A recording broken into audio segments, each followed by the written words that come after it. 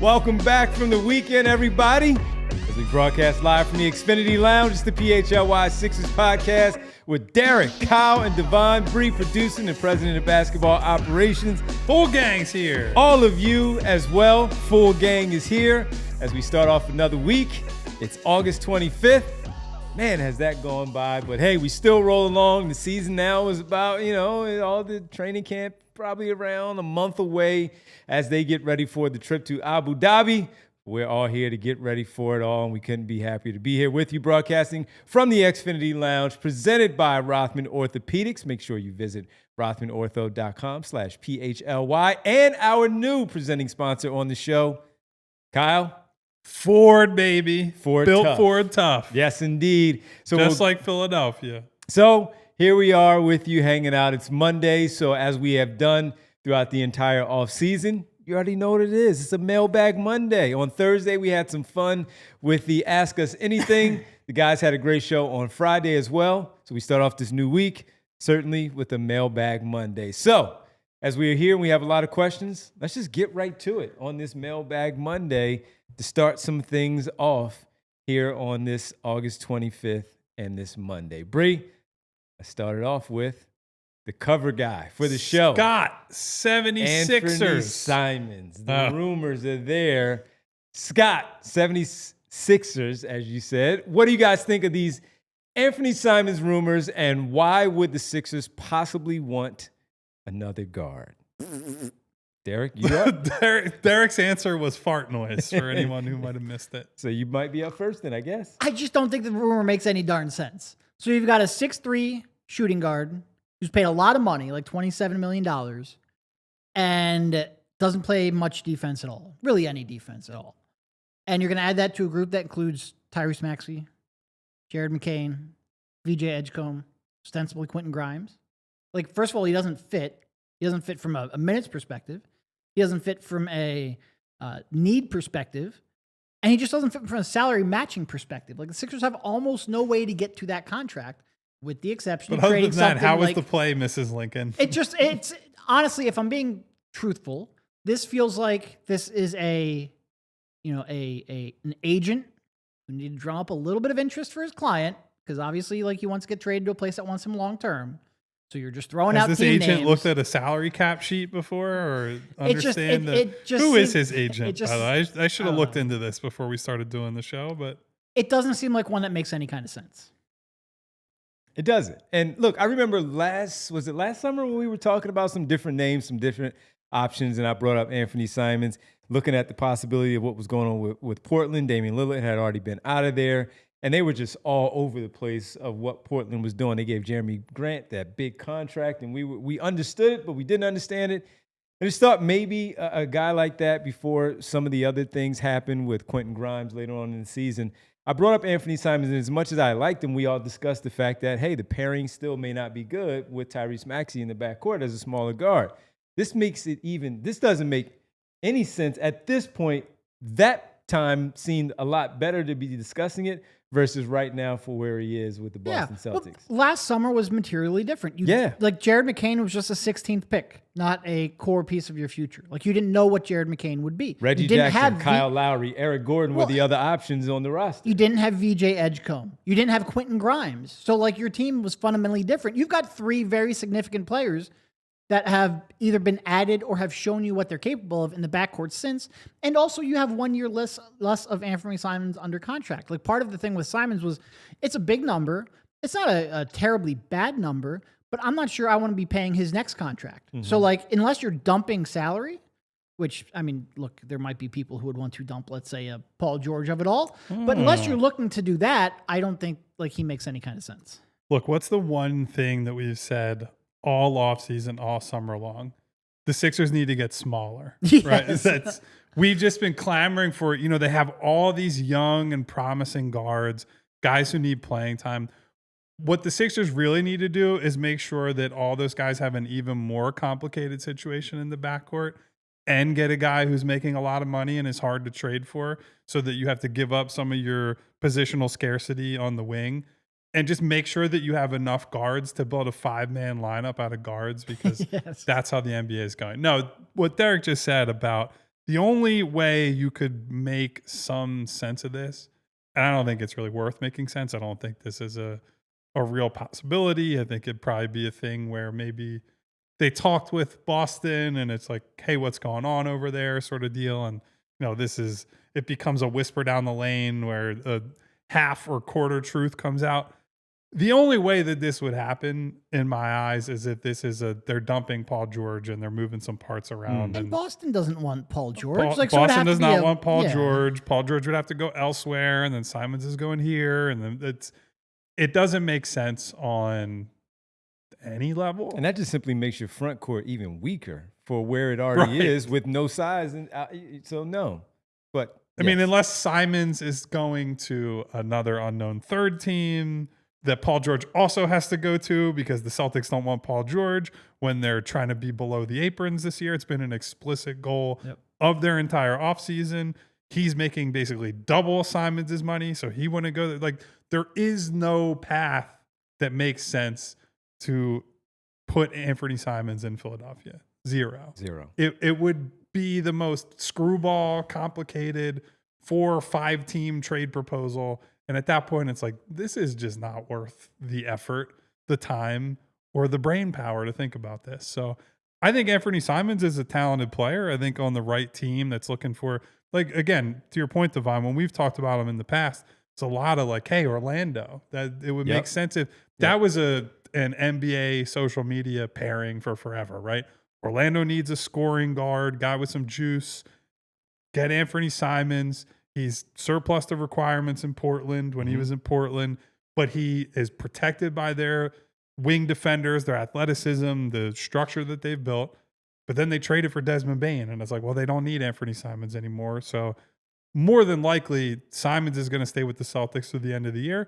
He'll come off the books, and that'll be the sum total of his career with the Celtics. Interesting setup there, too, because he's been a starter for a good portion of his career now in Portland, and it seems like he's going back to at least based on some of the reports that they're thinking about the early days of Portland where he was coming off the bench. So I'm very curious to see how that all plays out in Boston. This is like the NBA equivalent of, like, let's say Kyle Neubeck's contract was coming up, and a report came out that he was interviewing to go be a broadcaster for Goal Play in Spain or something like that. Like, yeah, the report might be out there. I don't really have to believe it, though. You know, you're saying I can't cover Spanish ACB or La Liga? I mean, you might be able to. I'm just not taking it as a realistic threat. That's all. If I was trying to make it realistic, it would at least be English Premier League, where I have a working command of the language and I watch that league regularly. So let's just try to keep things within the realm of possibility and reasonability. That's my way of saying I think this is agent speak. All right. So if you like that kind of information that you get, those conversations about Anfernee Simons, and like in season, and we might have to revisit this, maybe that's something that will be written, and you have to just simply go to allphly.com. So with it, let's tell you right now about our intro special that we have for a limited time, the football club special with the NFL season less than 2 weeks away now. We have a limited time $36 football club special for you to sign up to become a diehard member at allphly.com. You see the shirt right there. That is one of our new shirts that is ready to go, already on the site for you to, possibly when you sign up, get a free t-shirt. And with those t-shirts, we have a new football club special that we have going on with all the shirts that are available for you. 3 in particular that I know about. One that had the eagle kind of draped over the shirt, a kind of old school type of way where, you know, back in the day where it would have the let's say a player. So it would have the player and he would be on there, and it would have maybe the team and all this other stuff going on. I actually wore one similar to with Mikhail during the playoffs that I have. So $36 intro offer for the football club. You get all the written content for the season that it gets underway from EJ, Bo, Fran, and also Les Bowen. Then on the basketball side, with the season about a month away to get started with media. Been on hiatus on a lot of the writing lately, taking vacations. It's going to be returning. It's about to rev up, baby. Once you rev up, you have that special that you have there for $36 to sign up. Flyers as well, and certainly with baseball gearing up for the postseason for the Phillies. That's all there, $36, $3 a month. And you'll be squared away for the first year with the intro offer there for the football club. Make sure you go sign up, become a diehard member. at allphly.com. And if you want to check out the t-shirts, when you're on allphly.com, you can hit the merch section, drop down, bang, you see all the shirts, or store.allcitynetwork.com to purchase the new shirts that we have that are pretty cool. Get ready for the football season and representing at the games, tailgating, wherever you are with the new shirts, courtesy of PHLY. All right, let's get to the next question, Bree. And what do we have here? That is Tom G, who asks, do you think Embiid could ever embrace a Bill Walton-like finish to his career, go to a contender as a sixth man, stay healthy 1 year, and win a title?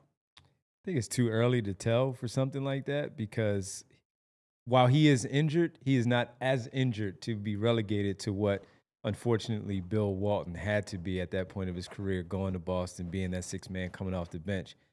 He's not there yet. He's just not there yet. So at least for me in answering that one, I would say it's too early to tell. I don't know that he would be. I don't know how to really project out for what Joel would want to do at that stage of his career to have to make a decision like that. Yeah, I think what I would say is I don't think I can predict how Joel is going to be like looking at this in like 2 or 3 years. Like just look at how much this last injury has impacted him and how regularly he's talked about how difficult this was to come back from and to deal with and the mental aspect of it. You know, if he has another couple of years where like every now and then he's able to have the big nights, which he did like last December or whatnot, but he's not able to do that consistently. Like, could his view change? Could he be more willing to embrace a part-time role or a low-minute role, maybe a 20-minute per game role? He could. I don't think he's at that point now. I think he wants to play and get back to where he was and prove that he can get back to where he was. But I'm also like, I'm not going to sit here and say in 2 years after he's had theoretically more setbacks, hopefully not, but could that change his thinking? Sure. Yeah. Could be. I don't know. Yeah, I will note Bill Walton was only 33 when he went to the Celtics. Now, 33 then, different than 33 now. He was entering the league at 22. So he was in the league for a shorter time period. A lot different, though, where he missed 3 entire seasons in the middle of his career due to injury, had already moved on from the team that he was drafted by, won a title with, et cetera, et cetera. So it's tough to make apples to apples comparisons. I would say my read on Joel has been, I think it's going to be hard for him to accept that type of role. And I don't mean that as criticism of Joel. I think anyone who has hit the peaks that he has hit, and also while hitting those peaks, been stopped short, right? By these injuries, by the team makeup, coaching, front office, all the surrounding stuff, and also his own individual failures, where I think it would be hard for him to accept, all right, I'm going to go somewhere else and try to win. Like, I think Joel thinks of himself more as, I'd rather push myself as, you know, the face of the franchise, leader of the team type guy, than go to another team and just be one of the guys and win. Now, going to play for Team USA and win a gold medal with them does run against that a little bit, and that kind of stands out within his career journey. Maybe that lends credence to the idea that as he gets older, as he feels the weight and the impact of all these injuries, that he would change his approach mentally a little bit. But from an NBA perspective, I don't think he's there yet. And so it's, if he comes back this year and he looks good and he's relatively healthy, I think it'd be hard to convince him, oh, in like a year or two, you should go to like, I don't know, Golden State and go play with Jimmy Butler and Steph and just try to win a ring before your career's over. Like, I don't think he's necessarily wired that way, but guys aren't until they are, right? Yeah. And he's had a very unique career journey where it's impossible to predict how he'll react on the way his body is responding. Yeah. I also think, like, way back in the day, I wouldn't have predicted Karl Malone would be wired that way. No, that didn't work out, but he at least attempted it. But look how long it took for him to get Well, that's what I was saying. Yeah. I think you have to get to a point where Joel's desperate. Either desperate because he just hasn't been able to stay on the court, or desperate because he knows that window is closing very quickly. Yep, absolutely. And then we always saying talk about Voldemort's name on our show, by the way. That's despicable. And we always talk about it too, of players are the last ones to really know where they are at that stage of career. I mean, they know, but they're not really ready to admit it. Yeah. And then, so we don't know when Joel is going to be at that point. Hopefully that's not the case for the Sixers, and that's not the case for him. And we're not talking about that in the very near future. We're talking about that later down the line, like we see now with Chris Paul and some of these other players that are in the latter years. They're already Hall of Famers, and they're just simply trying to maybe catch a ring somewhere and finish out their career. Kyle Lowry's here for 20 years now, 20 seasons, and he's okay with a roll off the bench. Maybe we'll see Joel at that point when it's really time for him to do that. Not just yet. All right, we take a quick pause, our first one here of the show. When we come back, we'll keep the mailbag questions going.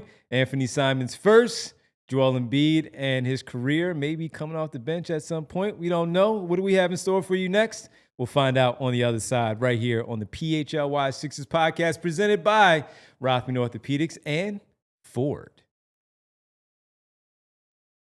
Speaking of Ford, I got to tell you about the legendary Ford F-Series, the best-selling truck in America for how many years, Devon? 48 straight years. That's almost half 48. Half of a century of That was being the great. best-selling truck I thought in you were America. going to quiz Devon on the ad read. No, I'm just, listen. I'm just seeing if he remembers when 48. I bring it up. It's going to be hard to forget once they do hit 50 straight years of being the best-selling truck in America. For good reason. You need to get stuff done. You need to haul stuff around, but you also want to live in comfort. You want all the features that a modern car should have. That's where the Ford F-Series comes in. Best-in-class towing, up to 14,000 pounds, depending on the configuration. They have 6 powertrain options, including a hybrid or a fully electric Lightning model, if that's more your style. It has a military-grade aluminum alloy body, tough, lightweight, corrosion resistant. So when you're taking all your stuff, you could be in the elements. You could go out in the desert, rain, snow, sleet, whatever it might be. We get everything in Philadelphia. The F-Series still has your back. They have an advanced Sync 4 system with cloud-based voice recognition and over-the-air updates, plus all kinds of interior options, max recline seats, a tailgate work surface. So if maybe you're a carpenter, you're someone who works with your hands, you get a ruler, clamps, and more built right in to the tailgate. That's amazing. There's a 360-degree camera system. So when you're parking, you're off-roading, you got a trailer behind you. You got to make sure that you're covered on all angles. You're not going to hit anybody. The Ford F-Series has your back. Plus, they have a ton of cab options, regular, super cab, and they super crew. Plus, different bed lengths to fit your needs. For more information, visit your local Ford store. All right, after you do, you know how you were able to do that? You know how you were able to do that and get that car, that great Ford?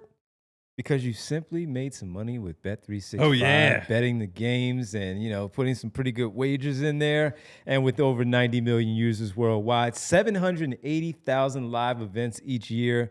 They have early payout offers across the NBA and the NHL.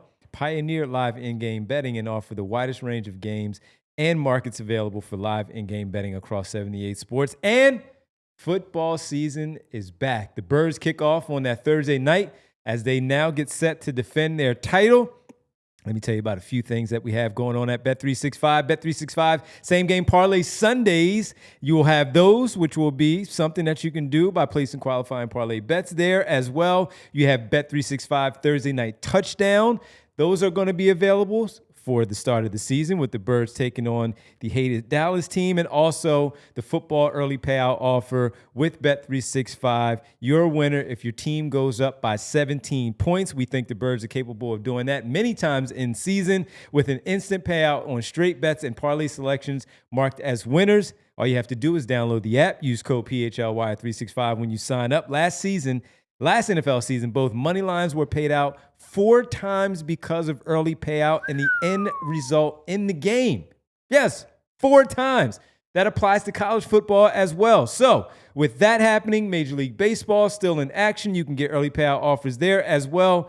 You simply have to listen to the breaking news. New customers get $200, no longer $150, $200 in bonus bets when you bet $5, win or lose. Sign up using the code PHLY365, deposit $10, Place a bet for $5 to get $200 in bonus bets if your bet wins or loses. Bonus bets can be used on the spreads, total players, player props, futures, and more. Whatever the moment, it's never ordinary at Bet365. Must be 21 plus and physically located in Pennsylvania. If you or someone you know has a gambling problem and wants help, call 1-800-GAMBLER. Welcome back to the PHLY Sixers podcast presented by Rothman Orthopedics and Ford. And we also have a new question here. Let's see what the question here is here on Mailbag Monday. Bree, we have something here related to Tyrese Maxey talking about 25-plus points and all that. So a friend, veteran of the Psychic Wars, says, a friend and I were having this discussion the other night. As of now, are there any positive guarantees for the upcoming season for the Sixers? We came up with one, and that's Tyrese Maxey averaging 25-plus points on better percentages than last season. Can this really be it? And with it, let's just call this one, guys and gals. Guarantee is a strong word. Let's go with the, can we flip it here and go with the future is bright? Can we flip it? Is the future bright, Devon? For Tyrese Maxey and that question and what he could do? Bree, you know what? Let's go with the Shady Rays future is bright here. We'll just flip it here with the other one that we'll do a little bit later. And we'll go with the future is bright for this question, Kyle, of can he average that number 25? Is this the year that we finally see it come together for him in that manner? Well, he's back-to-back seasons averaging 25 points or more. So I think the volume should be fine. It's the efficiency that is going to, I think, depend on others and the health of Joel Embiid, the performance of Paul George, the viability of VJ Edgecombe and Jared McCain, right? Because I don't worry about whether Tyrese will use the ball to score enough, right? Mm-hmm. He plays with an aggressive mentality. He's, frankly, a lot of times last year was pulling from crazy ranges, not necessarily because he wanted to, but because he had to. And it's the efficiency that needs to come back. It's the shot diversity that needs to change, right? We talked about it all last year. Want to see Tyrese off the ball, want to see other guys with the ball in their hands take advantage of Tyrese Maxey, the movement and off-ball player. And I think all the additions help make this possible, right? All the addition of VJ Edgecombe, the hopeful improved health of your two veteran guys, Jared McCain coming back, feeling like a new addition to the roster, right? So I think that should help him. In terms of the question from our friend, veteran of the Psychic Wars, about are there any other positive guarantees? I would say the positive guarantee is that we're going to learn something about this young core this year, right? We're going to learn if Tyrese Maxey and Jared McCain are viable for long stretches of time. We're going to learn some about, is VJ Edgecombe a point guard long-term? Is VJ Edgecombe more of a combo? Will he be?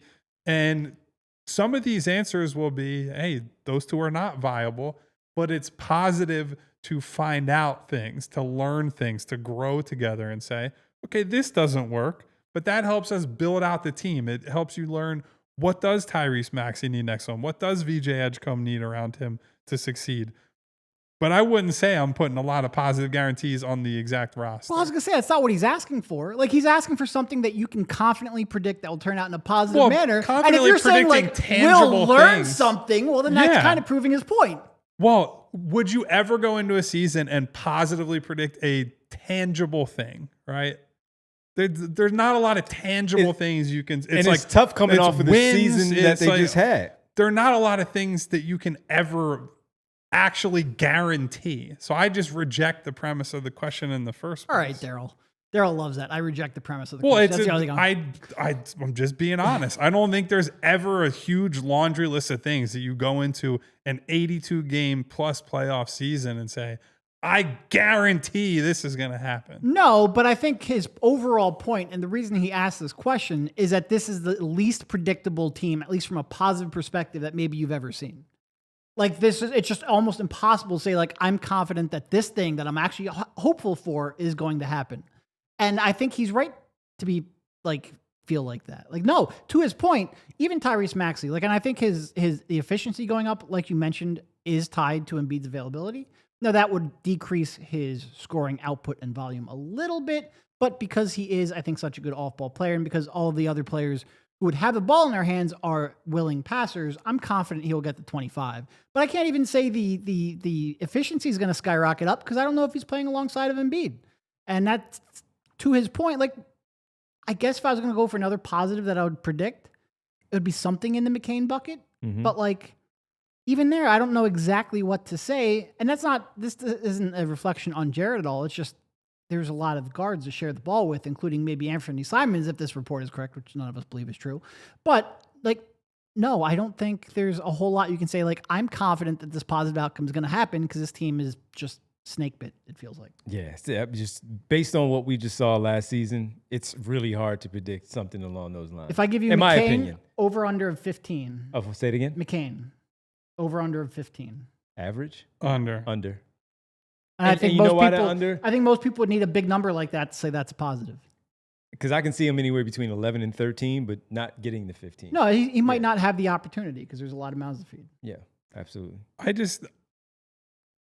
Guarantee is a very strong word, right? If you were to say, are there any positive predictions?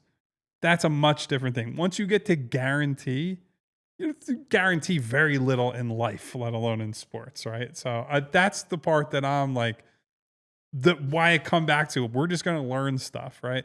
Last year, the whole reason the season sucked was we spent half of the year at least where it was like, none of this matters at all. I'm not learning about Tyrese Maxey's viability as a number one. I'm not learning about whether this team has any kind of useful role players. I didn't get to learn about Jared McCain because he was hurt. Like, we just threw basically the whole season of games out. So I'm at least coming back to that I can hold on to. That I can point to a bunch of things and storylines. But if you're asking me for guarantees, I'm not giving you negative or positive guarantees. Like, if somebody said, oh, Joel's only going to play 20 games, right? They probably feel more confident in that than someone who would say, Joel's going to play 50 plus games. But there's a very good chance that you're wrong, that he's going to play more than 20 games this year, right? Oh, no, look. That's what it's like. If you want to play it both ways, it's just a silly thing to try to guarantee anything. No, I mean, look, when the question came out, like, I think I said right from the jump, like, guarantee is a very strong word. Yeah. And I don't like any kind of, like, to me, it's always a percentage odds chance. But, like, even if you ask me, like, what positive thing do you feel confident will happen this year? Even when you frame it like that, I struggle. I do think McCain over 15 has a chance. I think there's just a chance that he's just so good. I didn't say they didn't have a chance. I just don't think that number's going to hit because there's so many people on this team. No, there's a lot of, and I mean, people like VJ that you want to empower because you want to evaluate. I don't even know if he averages 15. Oh, no, I don't think so. I think he's more on Jared 11. averages more. Yeah, right. Yeah, absolutely. So, look, the future is bright for both of them. And that is, again, presented by our good friends from Shady Rays. Make sure you head over to shadyrays.com. Use code PHLY for 35% off of polarized sunglasses. Try for yourself. The Shades rated 5 stars by over 300,000 people. The future is bright for the Sixers backcourt. Talk about them a little bit later as well. Of course. Yes. But let's get to the next question here. Eugene guaranteed the Sixers will win the NBA championship. Put it on the board. There you go. By the way, Liam says over. He's going to average 17 points per game. Easy. I think there's a chance. I would have to sit here and really think, like, what % chance does he average over 15 points per game? I think it's probably somewhere in that 40 to 60% chance range. Talent-wise, he absolutely can. It's a matter of how everyone is used and who ends up being prioritized. Nope. I'll even ask you this. Let me extend it this way, because who are the 20-point per game averages on this team? Maxey, of course. And Joel, if he's healthy. Yes. I think those are the only That's two. it. That's the only two? I'm not counting because even Paul. when we talked about Paul George, and I was like, maybe he can get back to 2021. And you even said it. You're saying it now. I don't think he's going to get to that number. He's maybe I think more like than 18 for Paul is probably in the range. So let's say he's 18. I don't think he's incapable of it. Oh no, we already know that. Yeah. But I think like I think he would top out somewhere in like the 20 to 22 point per game range. And that's in like the optimal role. And because of how many options the Sixers have, I think he could end up, to Kyle's point, somewhere in that like 17 to 19 range. So he's 17 to 19. You know, Oubre is probably going to average about 13, 14, somewhere around there. Quentin Grimes is probably going to average around 13, 14, probably over 15 at that point as well.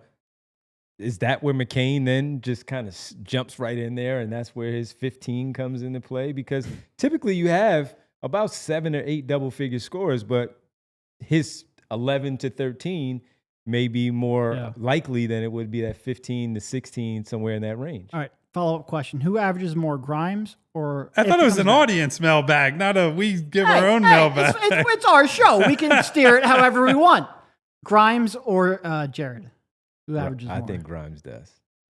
Yeah, I think Grimes does. I think he'll have more of an opportunity to do that. Yeah, me personally.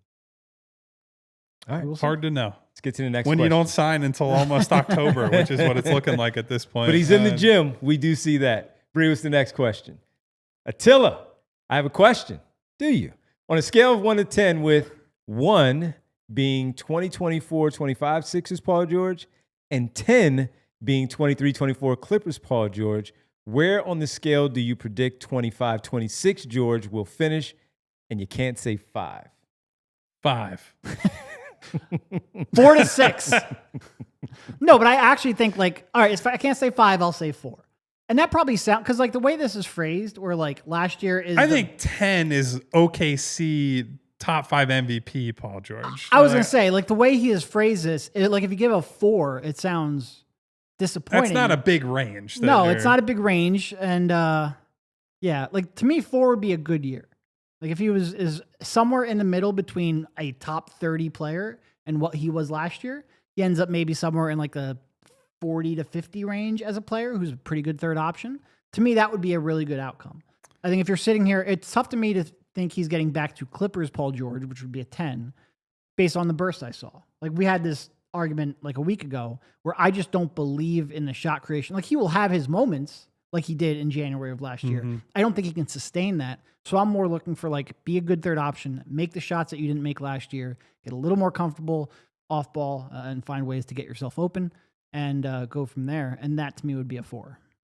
I'll go 6. That's exactly where I was at. I'll go 6 on that one because of what we did see in January, where he was that good. And when if he doesn't have those 2 freak injuries with the finger later on and early on having those 2, like a month apart injuries with that bone bruise in his knee. Well, good news, that knee's working well so far this summer. Well, that's a great point. If he doesn't have those, though, I'm glad it got done in the offseason and not in preseason and training camp, then we're probably talking about that version that Attila brings up. That's somewhere in between of that all-star Paul George of the Clippers the last season there and what we just saw. That is it a fluke? Is it real? That's why I'm going to go with the 6 because he still has a lot to prove to us for me to even bump that up to a 7 or an 8 in the belief of who he is and that he's going to be the better version of who we try not to talk about it too much because I'm not trying to just, rail on the guy too much when it comes to 12, but he's supposed to be better than that. And what we saw was a consistent 12 where he did play 78 to 80 games.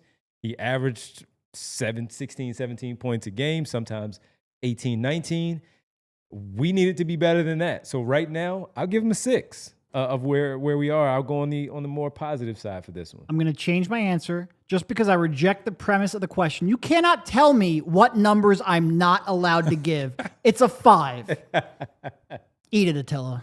Wow. Yeah, I'm going 6. I just think last year was on every level a disaster. And even if I think we all believe he has slipped physically and is not going to just suddenly reclaim his burst that he had 4 or 5 years ago, I think he's going to shoot much better. And I'm hoping that the offensive structure will be better. And that's just going to lead to more easy buckets, more open shots, more quality looks. And if he can just stay on the floor on a consistent basis, that's going to do half the job, right? Because I think last year, a big part of the struggle was every time he got his legs under him a little bit, got snatched right back, right? And then you're just constantly going through that process of rest, rehab, strengthen up, get back on the floor. All right, I got 5 games, maybe 10 games out there, right back on the trainer's table. And that's no way to build any kind of continuity with your teammates. It's no way to build any kind of shooting rhythm. It's no way to be any kind of impactful or effective basketball player. So I just think he's not going to become old Paul George again. He's going to be old Paul George, as in he's the same age as I am, basically. But he still has a ton of skill left. And I think with creation help from other guys, that's going to make a big difference for him. So we've got a Kyle Neubeck height test, and we've got a Kyle Neubeck age test. We shall see. Yeah, it's just always funny talking about like Paul, James Harden, and some of these guys. I always think of the tweet. It's like announcer talking about an athlete. He's 30 years old. He's the oldest player in the league. And you're just sitting at home like, oh my God, I have my whole life ahead of me. Different world, man. Different world. All right, great question, Attila. As you and Derek decide whose show it is and whose question and whose rules, we'll take a quick break. Our final one of the day. We'll come back. We'll keep the questions going right here on the PHLY Sixers podcast, presented by Ford, who we already talked about, and the other sponsor coming up next. My good folks at Rothman. So to keep Paul George on the floor and get him healthy enough for training camp after this injury, I would have referred him to Rothman Orthopedics. They got me right with my Achilles and my ACL. They've gotten so many others right, and they want to make sure that you're okay as we get into the fall season here, as the summer is winding down, but you're still out there pushing along, got to get that last trip in, that last basketball game, that last league that you're playing in, or maybe you want to extend it to the fall and you're playing in those leagues. We've all been there trying to power through some of the nagging injuries or that stubborn pain that won't go away. But when rest isn't cutting it, it's time to call in the experts, and that's why we do trust our good friends from Rothman Orthopedics. Whether you're running on the beach, playing in that league, going on that last vacation, and you're trying to do some things that maybe your body is telling you shouldn't, but you just fight through it.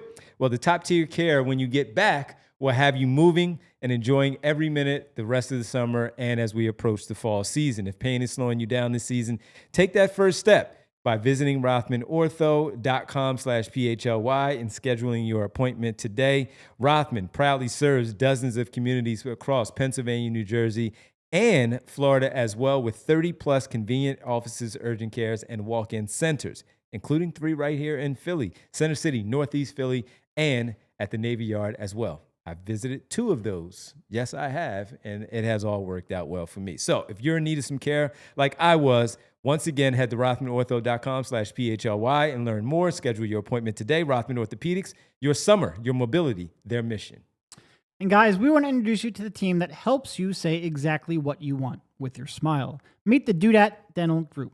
This is the team trusted to care for one of our city's greatest assets, the Philadelphia Eagles. Now entering their 5th season as the official dentist of the Philadelphia Eagles, Dr. D and his team have proudly served Philadelphia and its fans for over 20 years. They do it all, from robotic implant surgery and Invisalign to veneers, emergencies, and so much more. Locally owned and operated, Dr. D is a proud graduate of North Penn High School and Temple University's School of Dentistry. His commitment to the health and confidence of our community runs deep. Whether you're an MVP or a lifelong fan, this is the team you want caring for your smile. Check them out at PhiladelphiaEaglesDentist.com and discover how you can smile like the birds. Dr. D is a powerful name, man. It is. And it's a good thing they picked the Eagles to be the official dentist of, because right now, some of the other teams, that's not where my head there's was not going. a lot of smiling. Shout out to Dr. D. The best. Welcome back to the PHLY Sixers podcast presented by Rothman Orthopedics and Ford, broadcasting from the Xfinity Lounge. Bree, let's get to the next question here on the Mailbag Monday. Kellen asks, out of Watford, Walker, and Barlow, who do you see grabbing the largest role on this year's Sixers team? Who do you have? I think it's got to be Watford, at least out of the gate. I agree. Got the inside track in terms of he was the bigger priority to sign. He has the Maxey connection. So if you think the being friends with a star on the team thing helps you, and I tend to think it does, I think that'll make at least a little bit of a difference. That said, I do think Jabari Walker has a good chance to make some noise on this team just because, as I've said on the show already, he is a guy who fills the actual needs that they have at that position. Good defender, good rebounder, is not going to give you much in terms of creation or reliable shooting, but is more of a, when you say the words power forward, he's the guy or he plays in a way that invokes that label, right? So I think Watford has the inside track, is more skilled, has more upside. There are a lot of things in his favor, but I'd say this is pretty much a 2-horse race Barlow, I would say, is much further down the list, although he's he's an interesting enough guy. So we'll see what happens.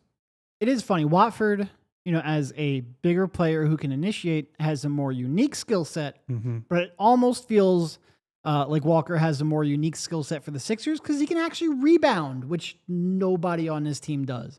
But no, I think it's Watford. That might be my own personal bias because I'm just more interested in watching him because I like that skill set and I like that decision making and I want to see how it plays when he's playing a different role. But I also think he's just, and look, we've mentioned before, he's made shots, not the volume or the speed that you need, but it does at least go in the basket at a decent rate, especially those couple of years, the second and third year in the league, and just that passing and decision making. And I do think if he ever gets to a point where he has closeouts to attack, which nobody should be closing out on him aggressively because, like I said, he is a very deliberate, very selective shooter. But if he ever gets to that point, I do think that passing can pop even as more of an off-ball player. And I think he's just the one that you want to grow a little bit more. I think he has a more, I don't want to say clearly defined. I think he has a skill set that could fit alongside long term. But I do think it's clearly defined that it's his role to lose to either of those two. And that's why I do agree with you in saying Watford. And I also think the lineup construction, he can play with so many because of his skill set and his size. He can play, Nick Nurse can put him with so many different of the personnel that's why it's his to lose at this point is before we get to training camp because of him being able to play a 4, maybe even a 3, playing with either centers because he can play maybe potentially off of Joel. You would think that would be lineups with Joel, but also that pick and roll and that opportunity to pass the Bona for those finishers or Drummond at the rim, the passing to all the guys spraying it out on the perimeter for the shooters. He has so many players that he can play with out there on the floor. It's his, once again, to lose. And I would say Walker is there. I think it's just it's a longer runway for Barlow to have to catch up to those two. Not impossible because we've seen it done before, but I think he's third in the pecking order. And if we can have a big pick and roll where Watford throws an oop to Bona, I think we might have to check on Devon because that might be the happiest moment of his life. That might really break Devon in a good way. Throw it up. Yeah, like to Finish. To just put an exclamation point on it. Ball handling and passing are additive, right? There's no world where, Trenton Watford's on the floor. It's bad that they have another guy who can handle the ball and create offense and find other people for easier looks, right? Yeah. It's just a matter of if he does the other stuff well enough to continue to stay on the floor. And, man, they seem excited about him. 100%. And the possibility. Not just Tyrese Maxey. I'm talking head coach, president of basketball operations. They seem excited about seeing what he provides to their team. All right, let's get to the very next one here on this Mailbag Monday. And this question is from Jeffrey asking, does VJ start the season as the backup point guard? So with that one, Kyle, Derek, let's make this the Do That Dental Group Bright Smile, VJ Edgecombe of Shout out the day. Dr. D. Yeah, shout out Dr. D. We just talked about him. So let's talk about VJ Edgecombe and the backup point guard opportunity, the duties there. How likely, Derek? No. Cool, thanks. I mean, I just fundamentally think Jared's going to be the Jared backup McCain. point guard. Yeah. And I think, as much as you want to use, and they kind of spoke about it a little bit in Vegas, like now's the time where he gets to play outside of his comfort zone. He's going to have less ball handling responsibilities when the season starts, which doesn't mean they don't want to grow him, but I think they realize he's a 19-year-old kid. He's just getting acclimated to the NBA. You don't have to completely change his role and responsibility at that same time as well. Let him do what he's done. Let him get acclimated to the NBA and all the changes that come along with that. Sprinkle in added, ball handling and creation abilities, but it doesn't have to be all that right from the jump.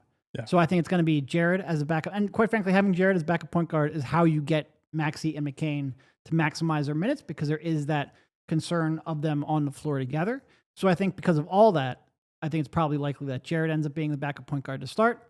And then, you sprinkle in opportunities for VJ to grow and expand himself as the season goes on. Yeah, I think it'll be a timeshare over time, but I would agree that I think early on it's going to be Jared because he's already shown more there at the NBA level.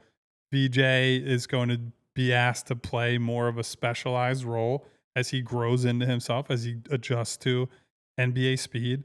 And certainly part of that is because when either or both of those guys share the floor with Maxey Maxi's going to have the ball in his hands a lot of the time. So you don't want it to turn into VJ can only have the ball in his hands, right? Like the only way you can get max value out of VJ is he's controlling the offense, he's running things, he's the guy in high pick and rolls, et cetera, et cetera. So having him in a backcourt with McCain off of the bench where both guys can split those responsibilities, even if it does tilt toward McCain initially, I think is a good thing for him because while he played a lot of off ball at Baylor, it's not an offense that does a lot with the off ball guard. The second side guards just hang out for better or for worse a decent amount of the time.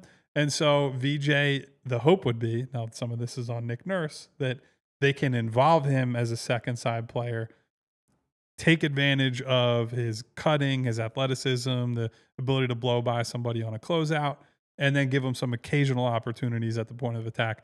I want to see him on ball a lot. I just am skeptical that right away they'll just hand him the keys and say, you're running the team when we go to the bench. Yeah. I'm curious to see how much we see in preseason before we even start the season and see how we should then start to adjust to that. Or maybe even, as Kyle said, not at the start.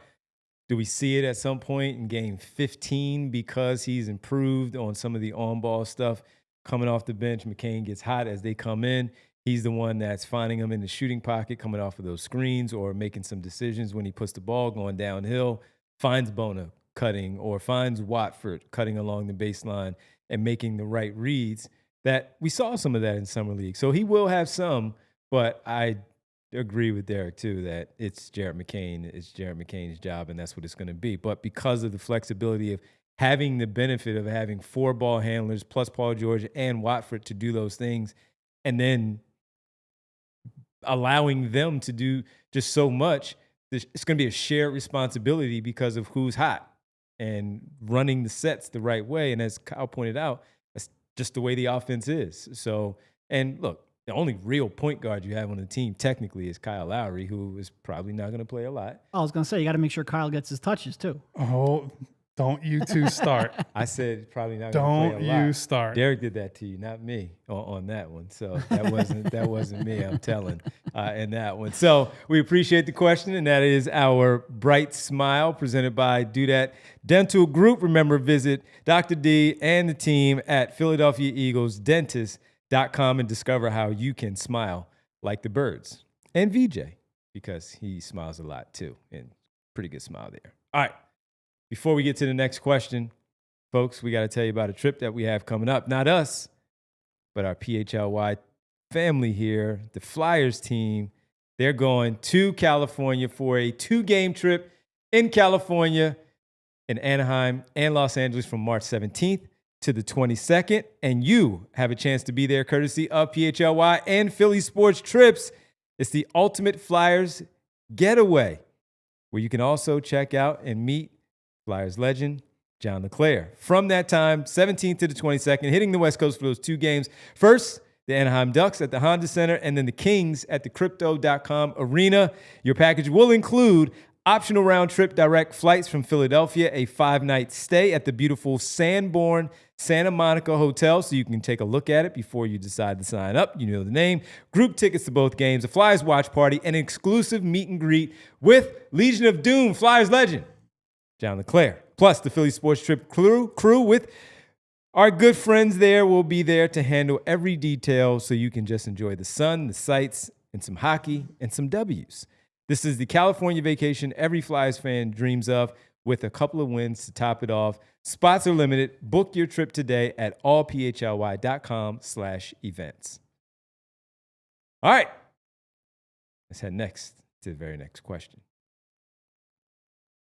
Hedfa, is it time to start revisiting sign and trade targets for Grimes? And if so, what's the general shape of the target?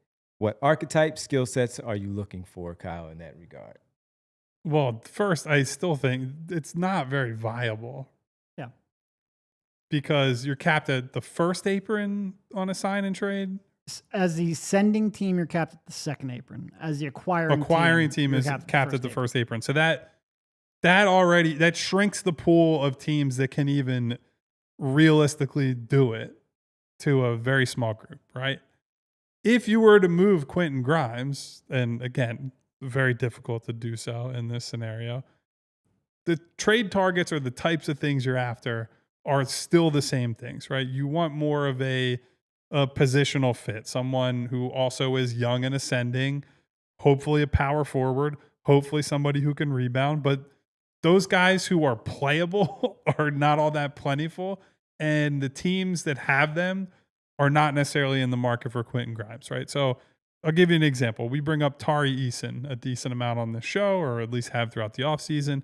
He's someone that we look at and say, hey, maybe he's surplus the requirements in Houston. They just got Kevin Durant.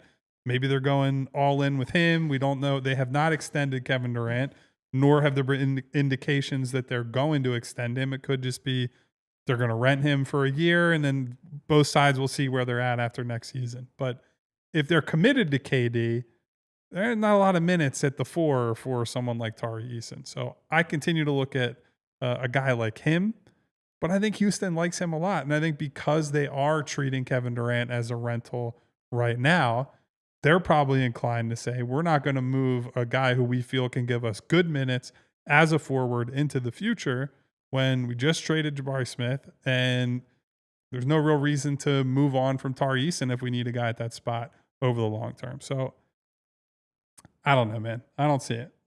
Yeah. I mostly just don't see it. Like, Neither it's do I. the combination of like how many teams could realistically absorb a contract like that and stay comfortably under the first apron? Because the thing with the apron and acquiring a player in a sign and trade is you really want to have that. It's not about the flexibility for the rest of the summer. It's about the flexibility at the trade deadline. So there could be a team like Utah that could maybe comfortably stay under there and not have it impact them. But a lot of teams that are close to the apron don't want to be hard capped at that first apron. So trying to make a move like that this late in the summer is almost more difficult because there's like teams have committed based off of, the expectation that that was their offseason. And, if you were going to make something that would hard cap you, you'd want to do that early on so you could then plan around it. All right. Welcome. Means Welcome in Quentin Grimes. He needs to wake You're not up going and anywhere. just accept reality. We've said all offseason it was going to take a long time for this to get done. Once it didn't happen in the first week or two, every day on the show that it comes up, it's like just I hold honestly on. didn't think it would be this long, though, personally. Once it passed the end of July, there was no event that was going to occur that was like, this will speed it up. It all comes down to Quentin Grimes has to feel some level of urgency, and I don't know where the urgency is coming from.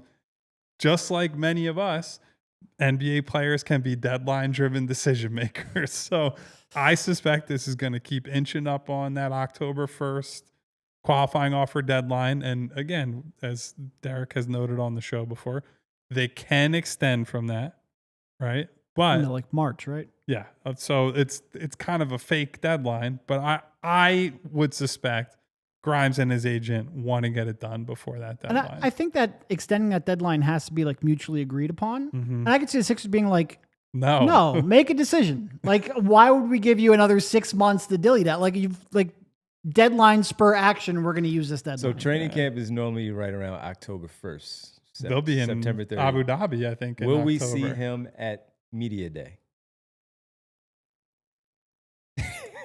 I don't.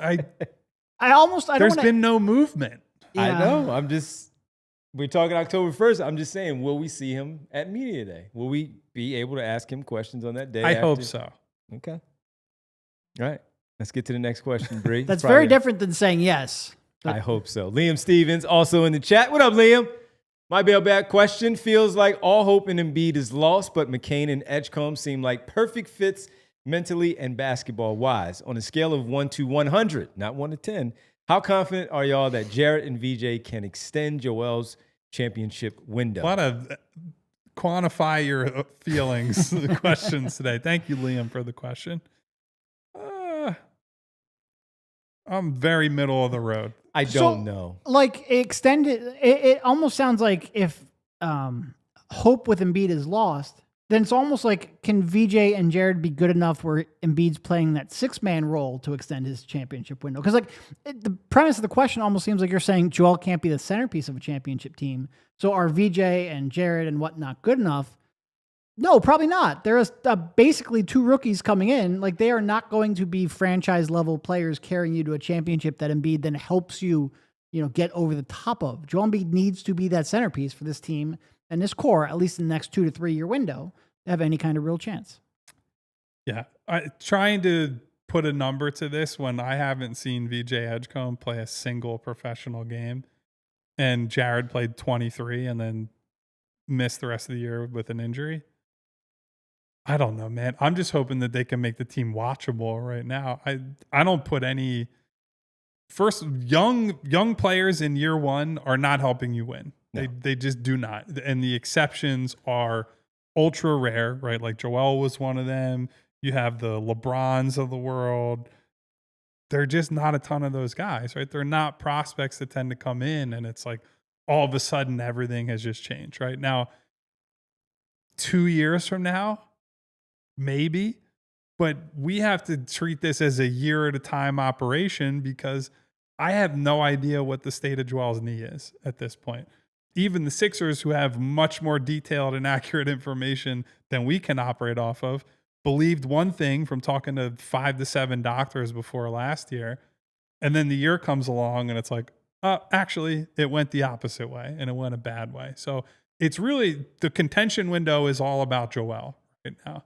And McCain and Edgecombe are more about if things fall apart and if Joel is not right, how promising is the next era and the next window and whatnot. And I think that's very promising. I believe in those guys, to Liam's point about the mentality, the approach, and the basketball skill. But determining how much they can extend or even open a championship window yet is borderline impossible. And Liam's actually in the chat right now. So he's saying the premise of the question is that the team finally surrounded Joe with great players and people.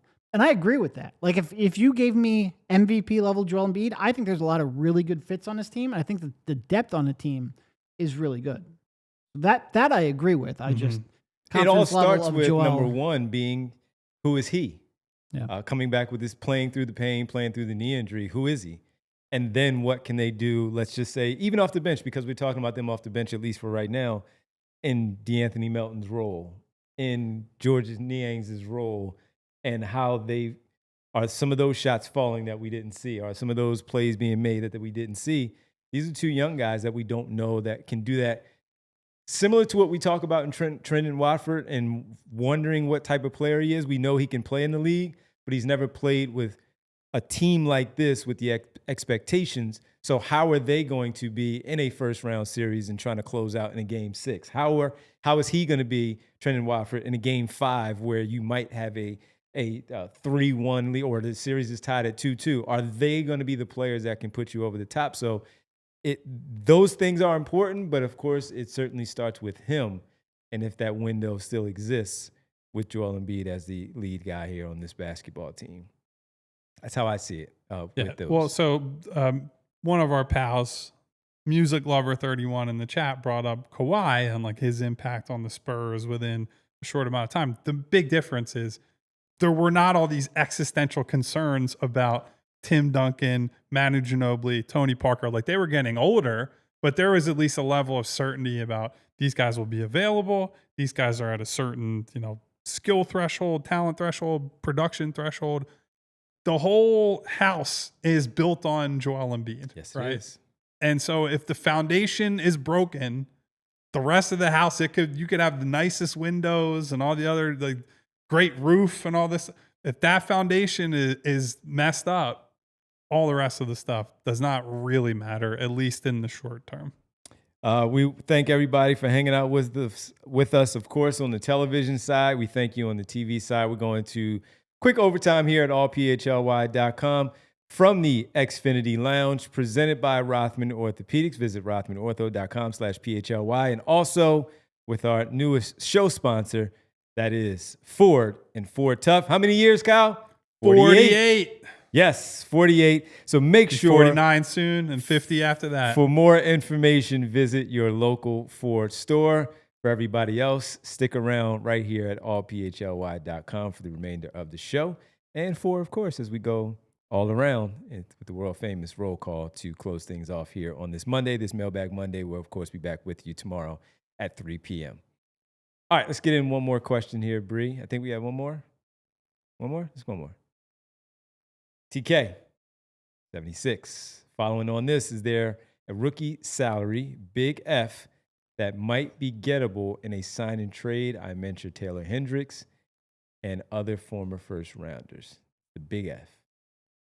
So it'd have to be someone who's still on a rookie deal. You said Taylor Hendricks. So how about is it? I don't think they'll do it.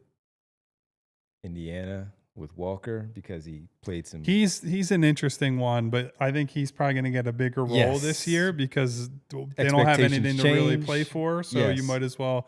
Hey, let's throw Jarris Walker out there for but he was the 30 minutes. He was the first one that came to mind with this question. But he got some really good minutes in the playoffs, right, in the Eastern Conference Finals, and they threw him out there in the NBA Finals. So I think they like him. Hendricks is interesting because why is it not working in Utah? Yeah, why not? I don't know. I can't think of another.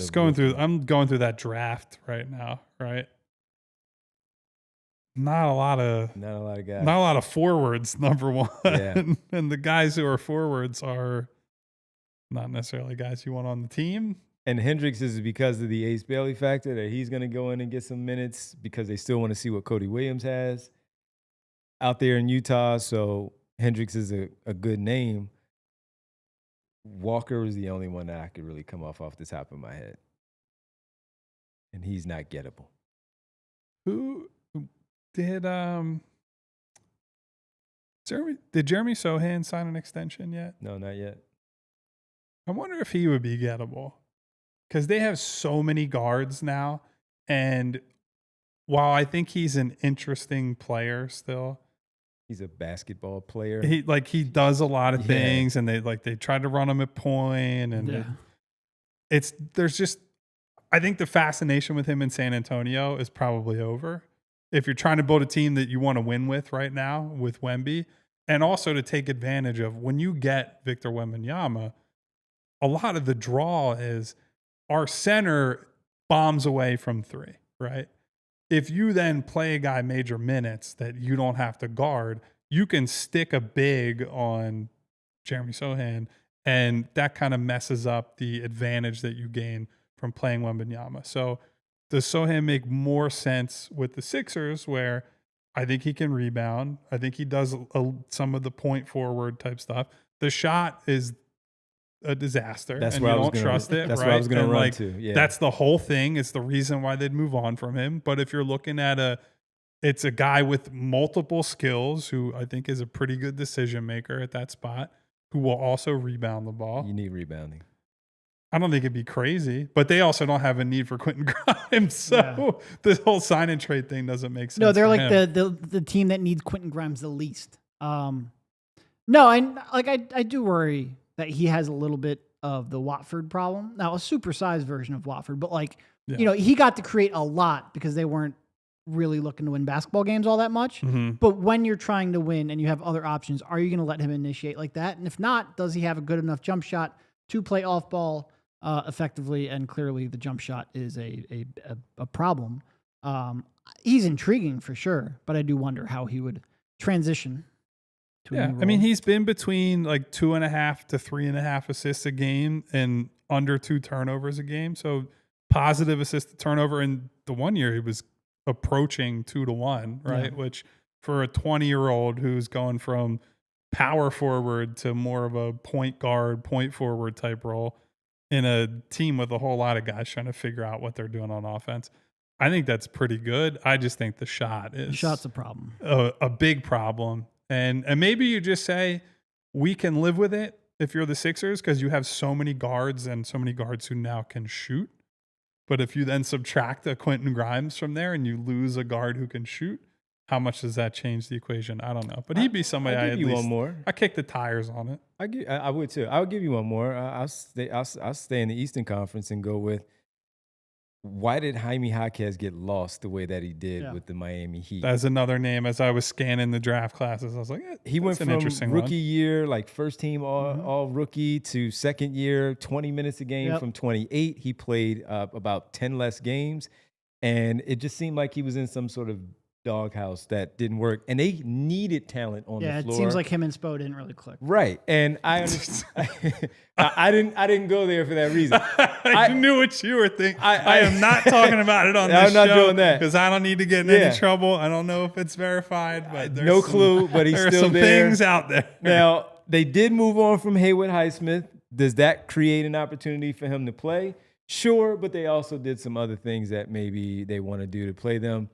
So that one would be interesting for me because he seemed like a guy, just a burst of energy coming in, helping out, rebounding, and all. And shown he can shoot a little bit. He can put the ball on the floor. He can do some of those things. He can do a lot of things that helps win basketball games. So he would be one. Now, the Quentin Grimes piece, they're always looking for people to handle the basketball and score in Miami. He seems like he would be a natural fit there, even though they do have Tyler Hero. They just drafted Yakuchonis. The Terry Rozier experiment didn't work out. They seem like they're trying to get him out of there. Jaime Jaquez would be a name that I would wonder. Suppressing a lot of comments today regarding news That's items why I'm on staying all these focused. players. I'm staying focused on Jaime Jaquez, the basketball player. The Well, but the basketball coach player is only. I was determining thinking about his Terry playing time. Rozier on this one. Hey, by the way, speaking of Terry Rozier, Malik Beasley. He was going to be we might have to losing do a notes. Malik Beasley show this week. I thought it was going to come up on We'll save it. We'll Tuesday. talk about Malik Beasley Yeah, at some maybe point Tuesday. this If week. we didn't do news and notes, we could talk about him. But Jaime Jaquez would be one that I would bring up. I think that's 100% fair. I think he's certainly in that group of Interesting players from that draft class. Yeah. Yes, So- absolutely. All right, folks, that'll do it for us on the Mailbag Monday. We welcome you back from the weekend. Hope you had a great one. Hope if this is your last week of vacation that you're still tuning in to us. We couldn't thank you enough for, of course, all the support throughout this long off season. Speaking of, Liam, I believe early in the show was like, I'm back to college tomorrow. Back So- to college. Maybe you're doing that as well. We thank you all for By the way, kicking who it goes with back us. to college on Tuesday? What happened there? It wasn't like it was post Labor Day. Yeah. I'm happy for you. You got an extra day, buddy. Yeah. But My local school district, not college, but school district starts tomorrow too. yeah, which My is- nephew in that high school I started know today. happens. Yeah, my nephew's first day was today. So there's that. All right, folks, we appreciate the support. As always, we thank you for hanging out with us. You know what time it is. Yes, Gene. Yes, it is.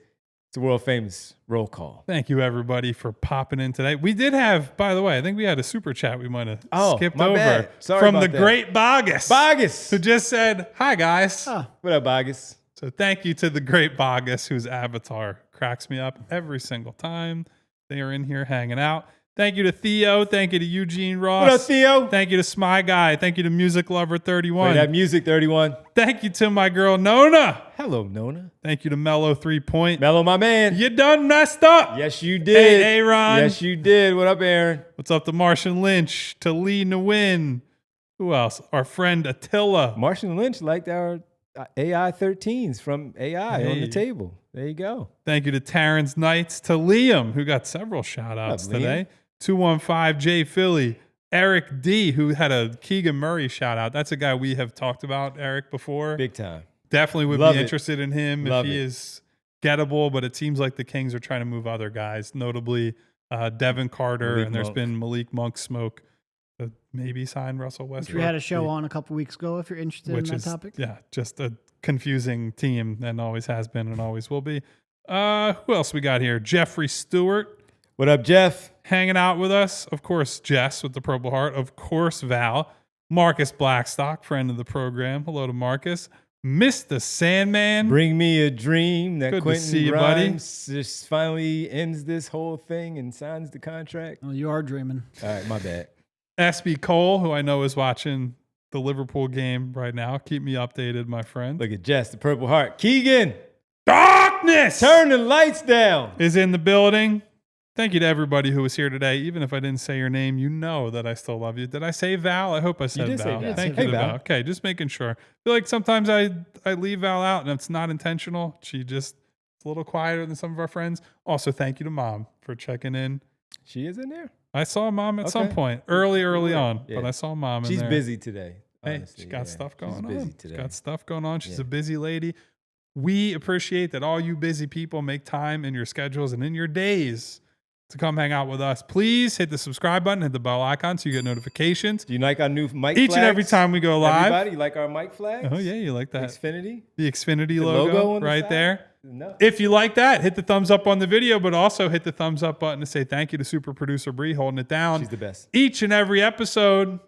She's back with us today after an off day on Friday for her and Devon. We'll be back, all of us, tomorrow, 3 p.m. as we are Monday through Friday. We will see you then. Until then, take care. Goodbye. See you. We all silly like the mayor.